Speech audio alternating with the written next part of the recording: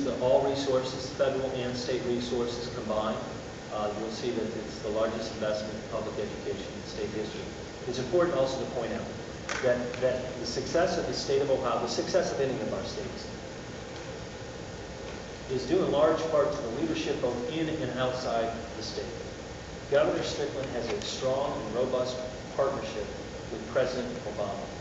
President Obama, during the campaign, spoke repeatedly about the importance of investing in public education in the states and in local school districts. His commitment to this budget, President Obama's commitment to this budget, is reflected in the dollars that are being utilized to invest in primary education. We believe those dollars will continue to be there in the future. And as we continue to achieve the goal of 61% funding at the state level over the next period of years, it's important to point out where we have been versus where we are going as well. The DeRault decision, more than a decade ago, pointed out that the inequities that existed were primarily due to a faulty form of funding at the state level and a dependency on property taxes at the local level. By shifting the responsibility to this legislature and future legislators, as well as this governor and future governors, is not only the right thing to do today, it's the right thing to do for the future. Like the tax code, like film credits, tax credits, like environmental protection, like a commitment to higher education, like natural resources, all of these areas are within the state budget and can be changed from time to time, committed to from time to time. And in terms of continuing to commit ourselves to primary education, this governor has said he would continue to do that. This legislature, by their vote last Monday, has shown that their willingness to do that, and I believe future legislatures as well as future governors will follow that lead.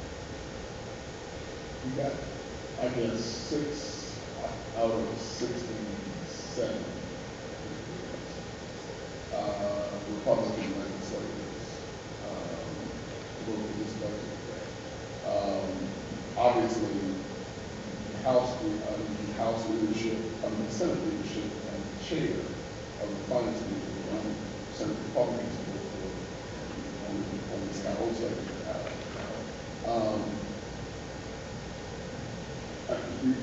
is, in a sense, are the Republicans under that circumstance full partners in this budget, or do they want, or do you really want to have a cake? So a little bit of reflection history is important, short-term history. The House voted out a budget that included Governor Strickland's framework. The Senate voted out a budget that reflected the governor's funding for state government. Mary Taylor's criticisms of a month or so ago were primarily focused on the use of one-time revenue and federal stimulus dollars to help balance the state's budget. We all recall that. Her criticisms came before the state Senate voted out a budget that reflected the funding line items that the governor used in his original budget. The House demurred and decided not to support the Senate changes. And then we went to conference. As we went through the conference committee deliberations, it became clear that Senator Harris had his share of concerns about whether or not BLT should or shouldn't be included in the state's budget. We heard very little criticisms about the governor's commitment to higher education, to primary education, full-day, everyday kindergarten, decreasing the size of classrooms, ending the reliance on local property taxes and shifting the burden to state and federal resources.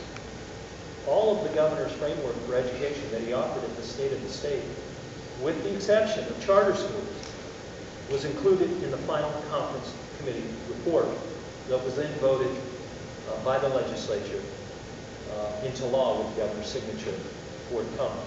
It's important to point that out because, as you mentioned, they want to criticize the budget based on procedure, perhaps. I've heard some legislators concerned that they didn't have time to read the budget. We've been debating the governor's framework for education since he offered it at the State of the State address in, I think, February. Additionally, we have been discussing video lottery terminals on and off for the better part of 15 years in the legislature. These issues are not new. Now, as far as the policies go, Senator Harris, Senator Wagner, those other leaders in the Senate, as well as Representative Bull Slater in the House, had a chance to vote aye or nay and chose to hit the green button. This is a bipartisan budget. It is reflective of the governor's core beliefs